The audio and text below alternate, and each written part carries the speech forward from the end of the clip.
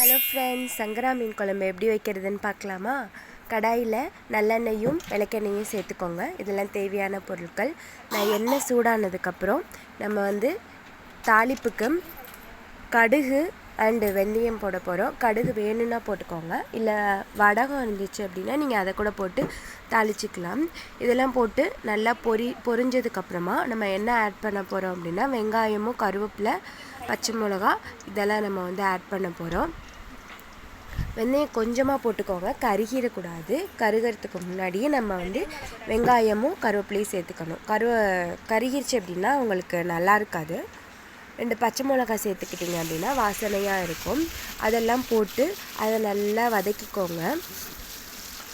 அது நல்லா வதங்கினதுக்கப்புறம் நீங்கள் தக்காளி 3 தக்காளி இல்லை 4 தக்காளி சேர்த்துக்கோங்க. இதில் நல்லா வதங்கிருச்சிங்களா, இல்லை அரைச்சி கூட சேர்த்துக்கோங்க தக்காளியை. இதுக்கு நம்ம மசாலாலாம் ரெடி பண்ணி புளி கரைசல் ஒரு பெரிய சைஸ் புளி உருண்டையாக எடுத்து அதை நான் கரைச்சி வச்சுருக்கிறேன். மஞ்சள்தூள் 1 ஸ்பூனு, மிளகாத்தூள் 2 ஸ்பூன் சேர்த்துருக்கோம். 1 ஸ்பூனுக்கு 2 ஸ்பூன் மல்லித்தூள் சேர்த்துக்கோங்க, அதான் அளவு. அதுக்கப்புறம் கலந்த தூள்னு இருக்கும் இல்லையா, அதை மீன் குழம்புக்கு போட்டுக்கலாம். அதுலேருந்து அது ஒரு 3 ஸ்பூன் இல்லை 4 ஸ்பூன் சேர்த்துக்கோங்க. காரம் கொஞ்சம் கூட போட்டால் தான் டேஸ்ட்டாக இருக்கும். புளிப்பும் காரமும் கொஞ்சம் தூக்கலாக இருந்தால் தான் மீன் குழம்பு சூப்பராக இருக்கும்.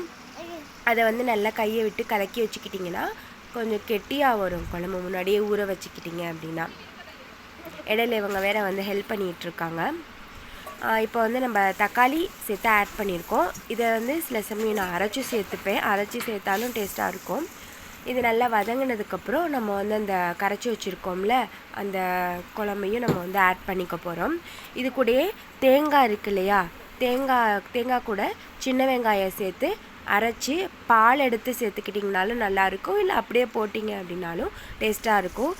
நல்லா பச்சை வாடை போகிற வரைக்கும் மூடி போட்டு கொதிக்க விட்டுக்கோங்க, திறந்துடாதீங்க. கொஞ்சம் நல்லா பச்சை வாடை போனதுக்கப்புறம் மாங்காய் சேர்த்துக்கோங்க. மாங்காய் சேர்த்ததுக்கப்புறம் ஒரு கொதி வந்ததுக்கப்புறம் நம்ம மீனெல்லாம் ஆட் பண்ணிக்க போகிறோம். மீனெல்லாம் ஆட் பண்ணி ஒரு கொதி வந்தால் போதும், ரொம்ப கொதிக்க விடாதீங்க. அவ்வளோதான், சங்கரா மீன் குழம்பு ரெடி ஆயிடுச்சு. பார்த்துட்டு எப்படி இருக்குன்றதை கமெண்டில் சொல்லுங்கள், ஷேர் பண்ணுங்கள், லைக் பண்ணுங்கள், மறக்காமல் சப்ஸ்கிரைப் பண்ணுங்கள்.